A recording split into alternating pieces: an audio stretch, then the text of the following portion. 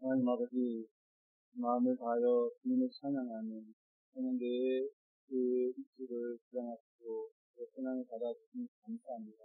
그래서 모든 성도들 하나님 같은 마음으로 주님을 찬양하고 주님 영광 받으시고 나를 인자하여 주셨소서. 아버지 시간 말씀 앞에 나아갈 때 그 말씀의 은혜와 능력으로 다스리시고 역사하여 주셨소서. 말씀 앞에서 음성이 다시 한번 우리를 돌아보는 귀한 은혜를 허락하여 주시옵소서. 예수님의 이름으로 기도드립니다. 아멘. 할렐루야. 오늘 우리에게 또 하나 은혜 주시고 말씀 앞에 나아가게 주시니 감사합니다. 우리가 계속해서 기독교 기본 진리를 공부하고 있습니다. 그래서 우리의 믿음은 기초가 굉장히 중요합니다.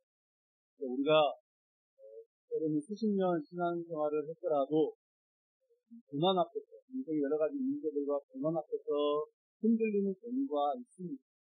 왜 그럴까요? 이유가 간단합니다. 우리가 결국 기초가 튼튼하지 못하기 때문입니다.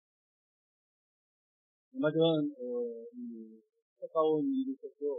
미얀마의 군지인으로 인해서 수백 명의 사상자가 발생을 했습니다. 정확한 통계가 나오지 않는 게, 미얀마 정부가 통제를 하고 있다라는 그런 이야기도 들리는 것 같습니다. 아마 그 과정에서 아마 우리 성도님들도 그 영상 하나를 보셨을 것 같은데, 강진으로 인해서 태국에서 짓고 있던 그 대충 빌딩이 무너진 거 아마 많이 보셨을 것입니다. 저는 그 영상을 보고 처음에는 지진이 태국 방콕 근처, 국경 근처 그쯤에서 지진이 일어났다, 해안가 쪽에서 일어났다라고 생각을 했습니다. 근데 나중에 알고 보니까 그 지진이 일어난 곳하고 방콕하고는 거리가 1000km 정도 떨어졌다. 그렇게 지금 보면서 굉장히 놀라지 않을 수가 없었습니다. 아무리 건물이 이 건축 중이었다라고 하지만은 그렇게 멀리 떨어진 곳에 건물이 무너진다라는 거 쉽게 이해가 가지 않았습니다. 이미 그 정도의 고층으로 건물을 지었다라는 것은 그래도 이제 작업, 기본적인 모든 그건 다 끝났다는 것인데 결국에는 그 건물의 기초 공사를 의심하지 않을 수가 없는 것입니다. 그 기초가 그만큼 중요하다라는 것을 새삼스럽게 생각하게 되는 사건인 것 같습니다. 그런데 이것이 우리의 믿음과도 연결되어 있습니다. 우리의 믿음도 마찬가지다라는 것이죠. 우리의 신앙도 마찬가지입니다. 우리가 신앙생활을 짧게 1년을 신앙생활을 했더라도 기초가 단단하고 튼튼하면 결코 흔들리지 않습니다. 그러나 우리가 신앙생활을 수십 년 했더라도 그 기초가 단단하지 못하면 크고 작은 위기들을 만날 때 흔들리게 되고 결국에는 어느 순간 무너지게 된다는 것입니다. 아무쪼록 우리가 이번 기회를 통해서 다시 한번 우리의 신앙의 기초가 견고하게 또 잘 세워지는 계기가 되기를 굉장히 바랍니다. 오늘 우리는 이 믿음의 기초를 다루는 과정에서 굉장히 중요한 주제를 생각하려고 합니다. 그래서 바로 이 구원이죠. 구원의 문제입니다. 우리가 이 구원이라는 말 너무나도 자주 사용하고 자주 들은 말입니다. 우리가 구원을 받았다라는 말 너무나도 자주 사용하고 그리고 우리는 다 구원의 확신을 가지고 있습니다. 다시 한번요. 제가 너무 갑작스럽게 이야기했죠. 자, 우리는 모두 다 구원의 확신을 가지고 있습니다. 네. 감사합니다. 근데 이제 이 구원이라는 단어가 이 뜻이 이게 어떠한 뜻을 가지고 있는지 굉장히 범위가 넓다, 다양하다 우리가 이렇게 좀 생각할 수가 있습니다. 그러니까 이제 구원이라는 말이 아주 다양하게 사용되고 있을 뿐만 아니라 또 성경을 우리가 자세히 보면은 그것을 자주 혼용해서 사용합니다. 구원이라는 말을 혼용해서 사용합니다. 그렇기 때문에 우리가 이제 분별하는 것이 쉽지 않습니다. 구원을 혼용해서 사용한다라는 말을 할 때, 지금부터 제가 이제 살펴본 말인데, 이 중요한 세 가지를, 우리가 이제 나눠서 살펴볼 수가 있습니다. 구원의 그런, 세 가지의 어떤 관점이라 할까요? 이것들을 우리가 생각할 수가 있습니다. 이제 결론을 먼저 말씀드리면, 구원은 쉽게 말하면 과거, 현재, 미래 이렇게 나눌 수 있다는 거죠. 과거로, 현재로, 미래로 나눌 수 있습니다. 그래서 과거는 받은 구원, 현재는 뭐겠습니까? 받는 구원, 미래는 받을 구원. 과거, 현재, 미래가 분명하죠. 이렇게 말하면은 여러분들 조금 뭔가라고 말할지 모르겠지만, 좀 더 저희 신앙생활 조금 하신 분들에게 익숙한 표현으로 이제 한자를 사용하죠. 그래서 받은 구원은 칭의 들어보셨죠? 그 다음에 받는 구원은 그럼 뭐겠습니까? 성화. 그 다음에 받을 구원은 영화. 다 들어보신다는 거예요. 처음이십니까? 네, 한 번쯤은 다 들어보셨습니다. 칭의, 성화, 영화, 이제 이것을 말하는 것입니다. 근데 여기서 이제 중요한 것을 보면, 칭의는 한 번 일어나는 것입니다. 우리가 구원을 받았다라고 말할 때, 이 칭의를 말하는 것입니다. 그리고 이제 성화는 이 땅을 살아가면서 우리가 누리는 구원, 그래서 그것을 성화라고 합니다. 그래서 우리 믿는 자들의 삶은 다 성화의 삶, 성화의 과정이다라고 그렇게 말하는 것입니다. 그리고 영화는 이제 주님 다시 오실 그날에 최종적으로 받을 구원, 이것이 바로 영화라고 하는 것입니다. 그래서 우리가 이것을 잘 이해하셔야 됩니다. 이제 이 개신교가 스톨릭에서 이제 종교개혁이 이렇게 나왔지만, 이 스톨릭과 개신교 신학이 굉장히 다른 부분들이 많은데, 이 구원론에 있어서 또 많이 다른 것 중에 하나입니다. 그래서 예를 들어 스톨릭은 여러분 들어보셨을지 모르겠어요. 연옥을 주장합니다. 연옥. 그래서 죽은 사람이 천국이나 지옥을 가는 것과 연옥에 떨어졌다가 어떻게 해요? 여기서 그 사람을 위해서 기도하고, 헌금을 많이 하고, 그러면 이제 그 연옥에 있는 사람이 천국으로 간다. 이런 거 들어보셨나요? 네. 이런 것들을 이야기합니다. 성경적인 지식을 가지지 못한 것들. 그런 부분들을 이야기하는 것입니다. 그러나 성경은 분명하게 말합니다. 우리가 이제 죽은 이후에는 잠시 천국과 지옥, 둘 중에 하나, 중간 지대는 없다라는 것입니다. 오늘 우리가 읽은 이 빌립보서 1장 6절의 이 짧은 말씀 안에, 이 한 절의 말씀 안에 방금 말씀드린 칭의, 성화, 영화, 이 세 가지 개념이 다 들어있다라고 볼 수 있습니다. 다시 한번 같이 한 번만 더 이 본문 말씀을 읽겠습니다. 시작. 너희 안에서 착한 일을 시작하신 이가 그리스도 예수의 날까지 이루실 줄을 우리는 확신하노라. 아멘. 여기 보면은 너희 안에서 시작하신 착한 일, 이것은 무엇이겠습니까? 바로 칭의의 구원을 말하는 것입니다. 너희 안에 착한 일 하시니, 그리고 예수의 날까지, 그 날까지, 지금부터 예수의 그 날까지, 이 땅의 과정이죠. 이게 바로 성화를 말합니다. 그리고 예수의 날, 그 날은 언제입니까? 바로 천국에 들어가는 영화로운 그 날, 이것을 말하는 것입니다. 자, 그러면 이 말씀을 우리가 좀 더 자세하게 살펴보도록 하겠습니다. 이 칭의의 사건, 그러니까 너희 안에 착한 일을 시작하시니, 이 칭의를 주신, 우리에게 칭의를 주신 이가 누구십니까? 너희에게 착한 일을 하신 이, 그것은 바로 하나님이십니다. 하나님이 우리에게 구원을 주셨다라는 것이죠. 그럼 구원은 우리 스스로 받을 수가 없는 것이죠. 자력 구원은 있을 수가 없습니다. 하나님이 주셔야만이 받을 수 있는 것이 구원입니다. 그런데 이 구원의 사건, 이것을 하나님께서 시작하셨다라는 그 말입니다. 그러니까 지난 3번에 걸쳐서 이제 원죄에 관해서, 아담과 하와의 그 원죄에 관해서 나눴는데, 아담이, 하와가 이렇게 죄를 범했지만은 그들 스스로가 이 죄를 수습할 수 있는 능력도 없습니다. 할 수도 없죠. 그 죄의 수습을 누가 했어야 했습니까? 하나님이 하셔야 했습니다. 하나님이 죄의 수습을 하신 것입니다. 죄는 대충 넘어갈 수도 없고요. 죄는 숨길 수도 없습니다. 숨긴다고 감춰지는 것도 아니고, 또한 시간이 지나면 해결되겠지. 아닙니다. 시간이 지난다고 그냥 해결되는 것도 아니고 내 죄를 남에게 전가할 수가 없습니다. 이 죄는 반드시 그 대가를 치러야 된다는 것입니다. 그 죄의 값을 치르기 위해서 하나님이 선택하신 것이 무엇입니까? 그것이 바로 당신의 대표이자 예수 그리스도를 십자가에 내주신 것입니다. 형편없는 죄인 우리를 위해서 하늘과 땅의 주인이신 예수님께서 희생을 하신 것입니다. 여러분, 이 얼마나 놀라운 사랑입니까? 정말 어메이징 그런 제가 좋아하는 찬양인데 이 정말 놀라운 사랑입니다. 대단한 사랑이죠. 하나님 입장에서는 물론 이제 우리 인간이 당신의 창조물이긴 합니다. 그래서 창조하신 피조물이긴 하지만 형편없는 인간들 하나님 입장에서 버리면 그만입니다.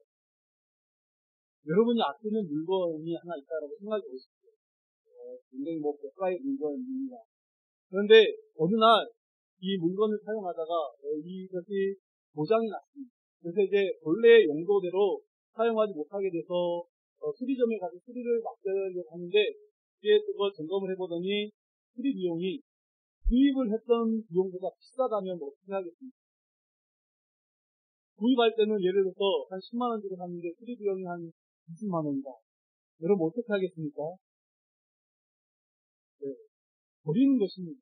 미련 없이 버리고 차라리 그 돈으로 새로 새 것을 구입하는 게 모든 그런 정상적인 그 사람의 생각들입니다. 여러분 그렇지 않습니까? 그런데 하나님은 그렇게 하지 않았다라는 것입니다. 죄를 지어서 망가져버린 인간들, 그 인간들을 그냥 버리면 그만인데 그들 목숨, 그 인간의 목숨하고는 비교할 수도 없는 당신의 생명을 내어주고 당신의 피값으로 그들을 다시 구원하신 것입니다. 여러분 이것이 바로 구원의 사건입니다. 그리고 우리는 구원을 은혜로 받습니다. 하나님이 내게 주신 그 구원을 받아들인 것, 여러분 이것이 바로 믿음이다라고 부릅니다. 내가 나를 구원할 수 없기 때문에 하나님께서 예수님을 대신 십자가에 내어주신 것입니다.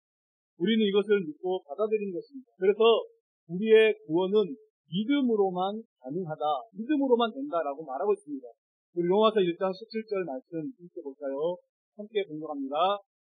복음에는 하나님의 의가 나타나서 믿음으로 믿음에 이르게 하나니 기록된 바 오직 의인은 믿음으로 말미암아 살리라 함과 같습니다. 아멘. 뭔가도 추가하려고 생각해요. 우리가 너무나도 잘 아는 말씀입니다. 1장 10절. 복음에는 하나님의 의가 나타나서 믿음으로 믿음에 이르게 하나니 기록된 바 오직 의인은 믿음으로 말미암아 살리라. 믿음으로 산다라는 것입니다. 오직 믿음으로만 구원을 받을 수 있다. 그 말씀입니다. 우리가 어떤 선행이 아니라, 우리 어떤 잘남이 아니라 믿음으로 구원을 받을 수 있는데 이 믿음은 하나님의 이 은혜를 내가 받아들이는 겁니다. 여러분 그것을 받아들이는 게 믿음이다라는 것입니다. 아무리 좋은 은혜라도 내가 받지 않으면 안 되는 것입니다. 그래서 나의 결단이 필요합니다. 이것이 믿음이죠.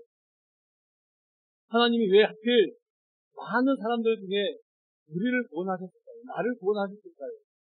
왜 하필 나에게 구원을 주시기로 작정하셨을까요? 그것은 알 수가 없습니다.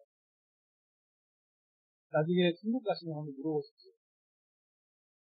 여러분 은혜란 이렇게 신비로운 것입니다. 그리고 이 구원의 습은 얼마나 놀랍습니까? 여러분 이제 이 펜을 한번 보십시오. 까만 펜을 한번 보십시오. 이 까만 것을 만약에 이것을 하얀 종이라고 생각하십시오. 하얀 걸로 감싸면은 어떻게 보입니까? 하얗게 보입니다. 까만 거지만 이것을 이렇게 감싸버리면은 다른 색이 보이지 않고 하얀색만 보이게 되는 것입니다. 그렇다고 이것이 하얀 것이 아니죠. 그냥 하얗게 보이는 것입니다. 하얀 것으로 감쌌기 때문에 하얗다고 인정해 주는 거죠. 여러분 이것을 칭의라고 하는 것입니다. 우리의 죄가 너무나도 주홍 같고 붉을지라도 예수 그리스도의 보혈로 감쌌기 때문에 이제는 죄가 없다, 이제는 깨끗하다, 이제는 의로워졌다라고 인정을 해 주는 것입니다. 그래서 이것이 칭의, 의롭다고 내가 인정해 주겠다. 하나님이 우리를 그렇게 인정해 준다라는 것입니다. 우리가 이 칭의에 보태준 것은 아무것도 없습니다. 우리는 단 1%도 우리의 공로가 들어가지 않는다라는 것입니다. 그래서 놀라운 것은 하나님이 이렇게 나를 의롭다라고 인정해 주는 순간 어떻게 되는가? 사탄은 더 이상 우리에 대한 권리가 없어지는 것입니다. 우리를 건들지 못하게 된다라는 거죠. 사탄이 더 이상 우리를 어찌할 수가 없다라는 것입니다. 이렇게 말하면 하나님이 얘는 내 거 이렇게 말을 하는 순간 이제 어떤 어둠의 세력도 우리를 건들지 못하게 됩니다. 이것이 여러분 칭의의 놀라운 은혜입니다. 어제 말씀드렸지만 칭의는 단회적인 사건입니다. 한 번 일어난다라는 것이죠. 즉각적인 구원을 받는 것입니다. 우리가 예수 그리스도를 구주로 고백하고 그분께 모든 죄를 고백하고 회개할 때 하나님을 믿는 그 순간 우리에게 완전한 구원이 임한 것입니다. 여러분 이 구원은 완전한 구원입니다. 칭의는 완전한 구원입니다. 예를 들어서 칭의는 30%, 그다음에 성화의 과정을 통과하면 60%, 영화가 되면 100% 이런 게 절대 아니다라는 것입니다. 하나님 한번 의롭다 해주시면은 그걸로 끝입니다. 이 칭의가 그래서 번복이 되지 않습니다. 내가 예수님을 믿은 이후에 우리 또 죄를 범하잖아요. 큰 죄를 저질렀습니다. 그러면 우리의 구원이 취소가 되는 것입니까?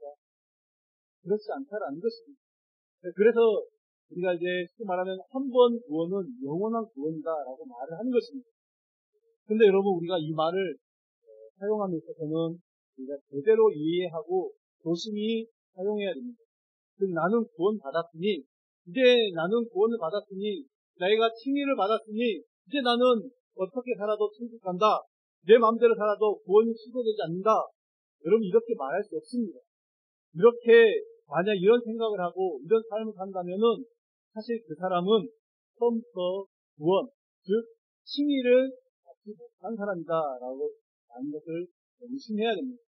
왜 그런가 하면은 또 여러 가지 우리가 설명이 들어가겠지만 간단하게 말하면 칭의를 받은 그 자는 그러니까 성령님이 그 안에 계신 자는 구원을 받은 자는 결국 계속해서 하나님을 기뻐하신 모습으로 나아가게 되어 있다라는 것입니다. 비록 그가 나아가다가 실패할지라도 다시금 하나님께 나아가게 되어 있는 것입니다. 만약에 그런 것이 없다라고 하면은 이 사람은 처음부터 구원을 받지 못한 사람이다. 그렇게 생각할까라는 것입니다. 계속해서 우리 다음 가정 성화를 살펴보겠습니다. 칭의는 사건입니다. 그러나 성화는 과정입니다. 칭의는 단 한 번이지만 성화는 이제 내가 받는 그 구원, 평생 우리가 누리며 살아가야 되는 그 구원의 과정이다라는 것입니다. 우리 빌립보서 2장 12절 말씀 함께 보겠습니다. 함께 같이 공부할까요? 시작. 그러므로 나의 사랑하는 자들아 너희가 나 있을 때뿐 아니라 더욱 지금 나 없을 때에도 항상 복종하여 두렵고 떨림으로 너희 구원을 이루라. 네. 사도 바울은 지금 성도들을 향해서 무엇라고 말씀합니까? 두렵고 떨림으로 너희 구원을 이루라. 그럼 이게 무슨 뜻일까요? 우리가 이것을 잘못 이해하면 구원을 얻기 위해서는 우리가 어떤 노력을 해야 된다. 우리의 어떤 행위가 있어야 된다. 그렇게 생각할 수도 있는데 구원을 이룬다라는 것은 그런 뜻이 아닙니다. 구원을 이루라라는 말은 이 원어가 어떤 의미가 있냐면은 금광에서 금을 캐내는 그런 어떤 그런 것이 같은 의미입니다. 근데 헬라어가 시대가 중요하다고 제가 몇 번 말씀드렸죠. 한 번 캐는 것이 아니라 그러니까 금을 캐는 게 금광을 캐는데 한 번 캐는 것이 아니라 지속적으로 캐내는 것을 그런 의미하는 것입니다. 그러니까 이제 부지런하고 지혜로운 사람은 그 금광을 여기저기를 팝니다. 그래서 여기저기도 파고 또 계속해서 개발해서 더 많은 금을 캐내는 것입니다. 그러나 같은 금광을 가지고 있는데 어떤 사람은 한번 좀 파보고 좀 나오니까 그것 가지고 그냥 하다라고 살아버리는 그런 어떤 생각을 한다라는 것입니다. 하나님이 주신 구원, 똑같은 구원을 가지고 그 구원을 어떻게 누리는가, 어떻게 누리고 살아가는가는 우리에게 달려있다라는 것입니다. 그러므로 구원은 우리의 공로가 아니라 하나님의 은혜로 주신 것이지만은 그 구원을 누리는 것은 우리의 노력, 우리의 순종을 기억하십시오. 이것이 바로 성화의 삶, 믿음의 삶입니다. 여러분, 영의 세계는 놀랍습니다. 그 엄청난 신비와 능력을 어떤 사람은 풍성히 누리는데 어떤 사람은 누리지를 못한다라는 것입니다. 같은 예수님을 우리가 믿고 있습니다. 같은 예수님을 믿고 있는데 어떤 사람은 그 삶 속에 늘 기쁨과 감사와 은혜와 행복이 넘치고 이 예배 자리에서 예배드리는 것이 하나님의 임재를 느끼고 교회 생활이 즐겁고 성도의 교제가 늘 즐거운 사람이 있는 반면 어떤 사람은 왜 예배가 힘이 없고 은혜가 없고 목사님의 설교는 왜 그렇게 길고 지루한가? 왜 무기력한 삶을 살고 있는 것입니까? 이게 그거예요. 광산에서 금을 캐다가 말았기 때문에 그렇습니다. 하나님이 우리에게 주신 이 구원의 금강, 그 구원의 금강에서 더 많은 기쁨을 펴내시고 더 많은 행복을 펴내시고 더 많은 감사를 펴내시고 더 많은 은혜를 펴내시고 아멘 할 때까지 펴내시고 이것저것 좋은 것들을 빛들의 아버지께로 오신 것들을 주님께서 그 빛들의 아버지께로 주신 모든 것들을 우리가 다 캐내셔야 됩니다. 한 번 캐내고 마는 것이 아니라 매일매일 캐야 됩니다. 이 구원의 금강은 매장량이 무한대입니다. 평생 캐내도 다 못 캔다는 거예요. 그러니까 우리가 그 구원의 기쁨을 누리기 위해서는 매일매일 날마다 그것을 캐내야 되는 것입니다. 물론 여러분 그 과정이 쉽지는 않습니다. 세상이 우리를 가만 내버려 두지 않는다라는 거죠. 이 사단의 공격이 어마어마한 사단의 공격이 우리에게 있다라는 것이죠. 우리가 구원받기 이전에 우리는 죄의 종로로 살던 그 시절에 우리는 사단의 어떤 소속이었어요. 우리의 영적인 신분은 사탄에게 속해 있었습니다. 그렇기 때문에 사탄은 자신에게 속해 있는 자들을 그냥 내버려 두었습니다.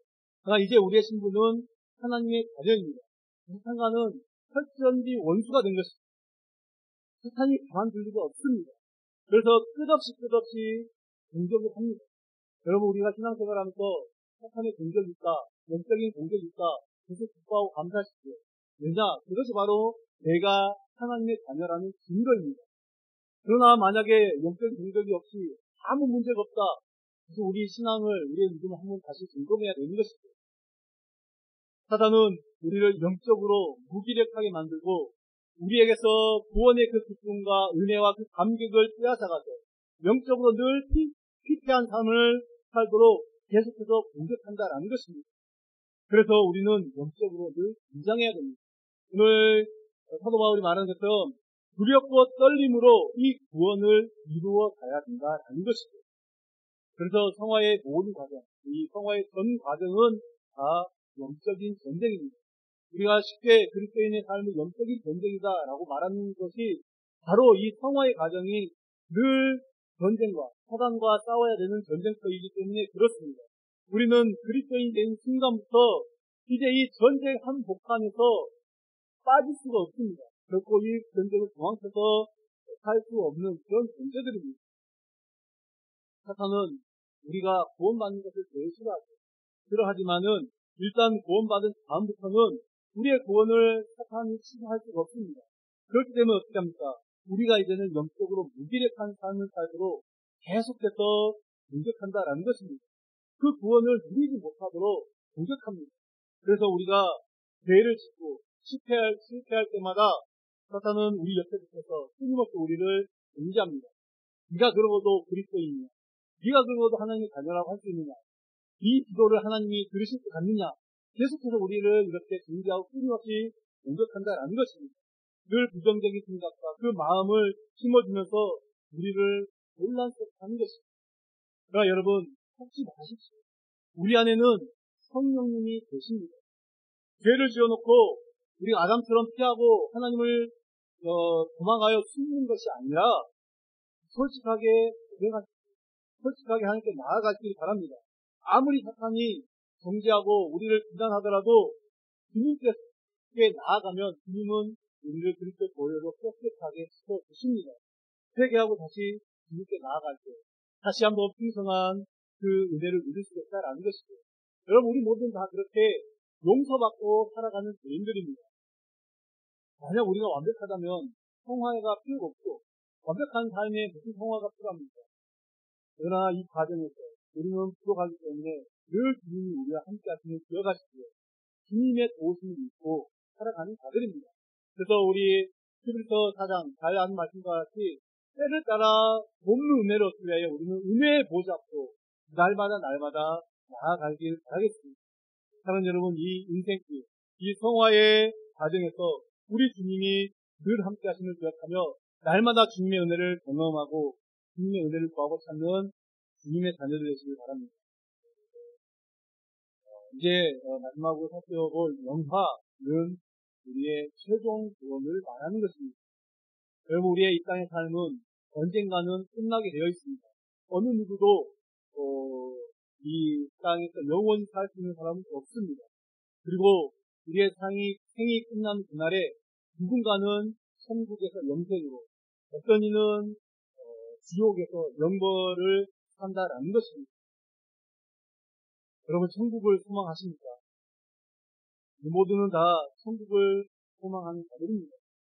그러나 우리가 말로는 천국을 소망한다고 이렇게 말을 하지만 실제로 우리의 삶 속에서 얼마나 내가 정말 간절히 천국을 그리며 사는지 그래서 잘 모르겠습니다.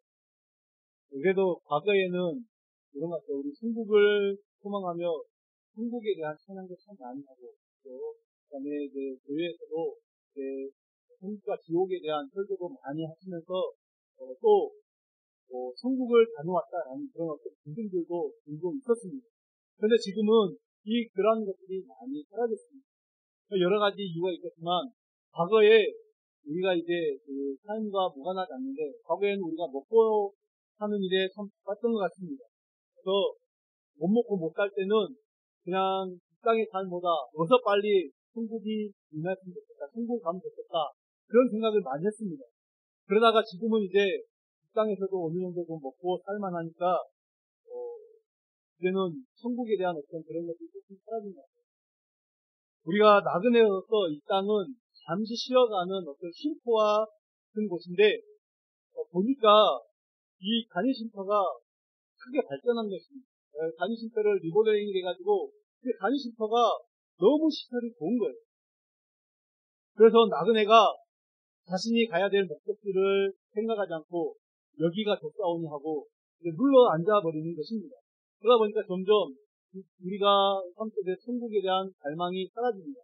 천국에 대한 소망이 희미해지고 있다라는 것을 우리가 보게 됩니다. 그것은 우리 그리스도인들도 마찬가지죠. 이 땅에서 잘 먹고 잘 사는 것이 얼마나 우리가 혈안이 되어 있는지 모릅니다. 악착같이 가지려 하고 또 모으려 하고 자기 것을 주장한다라는 것입니다. 나그네가 꼭 필요한 것만 가지고 여행을 떠나면 되는데 이것저것 온갖 세상의 것들을 다 가지려고 하다 보니까 그 짐이 많아지는 겁니다. 무거워지는 겁니다. 무겁고 힘드니까 더 이상 길을 떠나기가 싫은 겁니다. 그래서 그냥 시설 좋은 간이쉼터에서 겉다리 다 풀고 눌러 앉으려 한다. 이것이 바로 우리의 모습일 수 있다는 것입니다.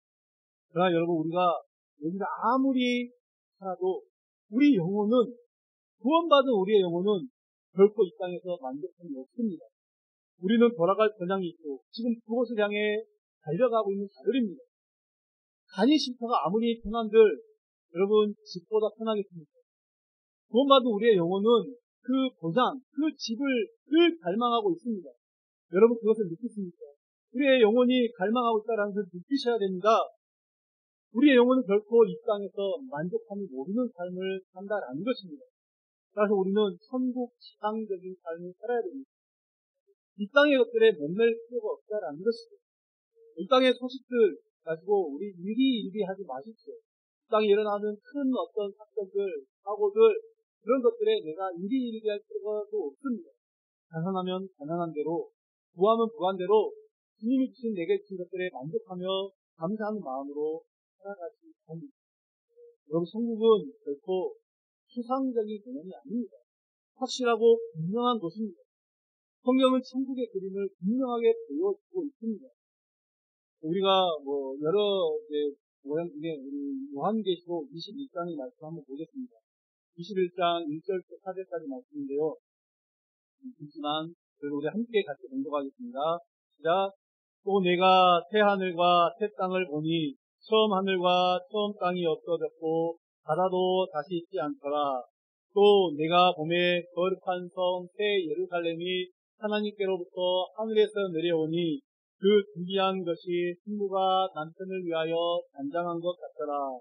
내가 들으니 보좌에서 큰 음성이 나서 이르되 보라, 하나님의 장막이 사람들과 함께 있으매 하나님이 그들과 함께 계시리니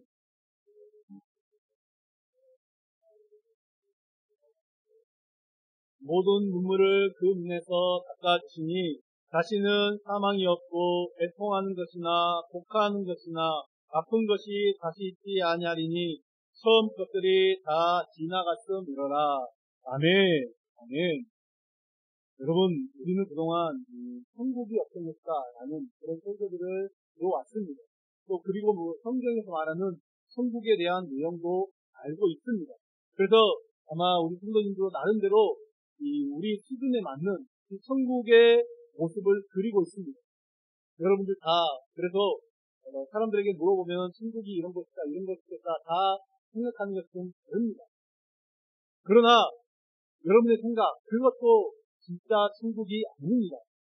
진짜 천국이 아니다라는 것은 그것이 진짜 천국에 한참 미치지 못하는 수준입니다. 못 미치는 수준입니다.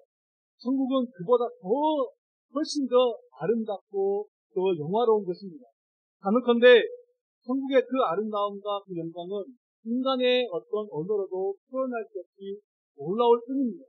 그래서 사도 바울도 고린도후서 12장에 보면은 천국에 그 낙원에 다녀왔다면서 하는 말이 사람이 말로 표현할 수 없는 말을 들었다.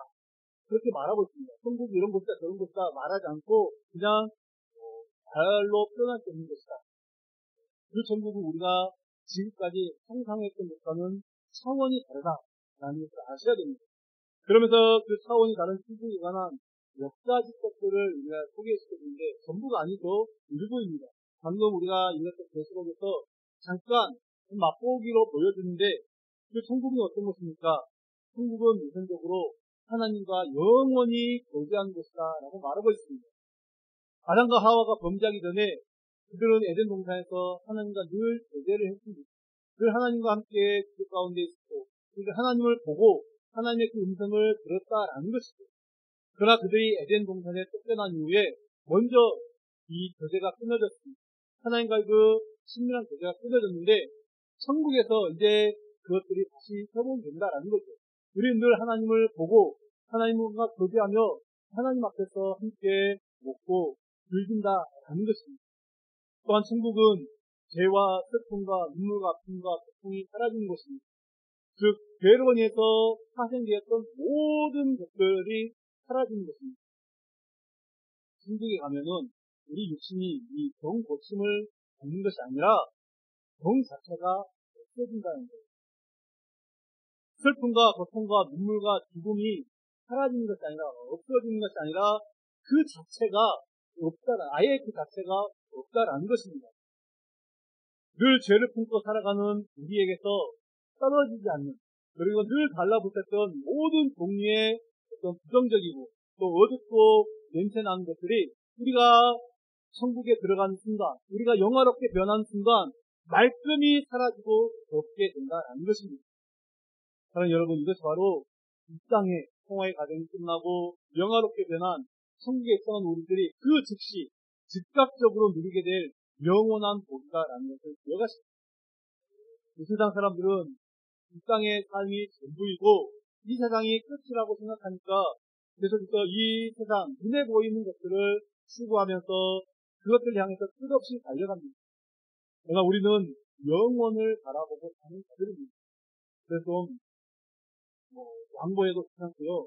덜 가져도 괜찮습니다. 조금 불편하게 살아도 금방 지나가는 인생입니다. 여러분 영원한 천국을 우리가 가졌으니까 우리가 지고 있는 나머지 다른 것들은 다 내어놓으셔도 아무런 문제가 없습니다. 다 버리셔도 되는 것이 일상의 삶을 이어가십니다. 우리는 이미 최고의 것을 가진 자들입니다. 우리에게 놀라운 이 구원의 은총을 주신 그 하나님을 날마다 찬양하며 살아가는 우리 주님의 자녀들 되시기 바랍니다. 할렐루야. 기도하겠습니다.